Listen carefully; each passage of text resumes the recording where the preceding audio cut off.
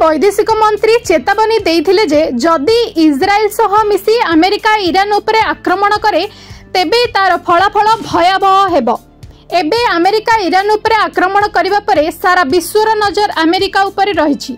एबे ईरान करिबो कोन? ईरान रो supreme leader कहिथिले कि ईरान केबे भी आत्मसमर्पण करिबो नाही। हेले अमेरिकार आक्रमण परे ईरान किभली जवाब देबो ताहा स्पष्ट होई नाही। किंतु यह स्पष्ट जे ईरान उपरे अमेरिकार आक्रमण परे पूरा पश्चिम देश मानकरे अशांतर वातावरण आरंभ हो जाइछि। ईरान पाखापाखि देश मानकर स्थिति एबे 2003 भली हेबाकु जाउछि। ईरान एबे सीधा सड़क अमेरिका सेना और सेना स्थल को टार्गेट करि पारे। इराक रो सेना भी ईरान सह आसुथिबार देखिबाकु मिलिछि। अमेरिका सेना एबे तुर्की, Syria, Iraq, Bahrain, Israel, Egypt, Djibouti, अरब सागर और कुवेत रे नियोजित अछंती। सबुठारु अधिक 10,000 अमेरिका सेना कुवेत रे रहिछंती।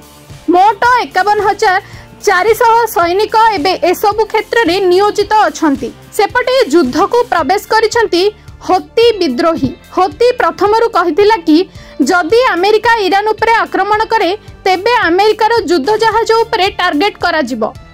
लेबनान रो हिजबुल्ला एपर्यंत चुप रहिथिबा बेले गत सप्ताह रे चेतावनी देइछि। हिजबुल्ला कहिछि कि जदि अमेरिका ईरान उपरे आक्रमण करे तेबे आम संगठन ईरान समर्थन युद्ध को ओह्लाइबो। जदि हिजबुल्ला युद्ध को ओह्लाउछि तेबे इजराइल सह विनाशकारी युद्ध आरंभ होई जिवो। एही युद्ध गत वर्ष लेबनान रो गोटे अंश नष्ट करि दैथिला, जेउथिरे उत्तर इजराइल रो हजार हजार लोकन को विस्थापित हेबाकू पड़िथिला। ब्यूरो रिपोर्ट, ओएनए खबर।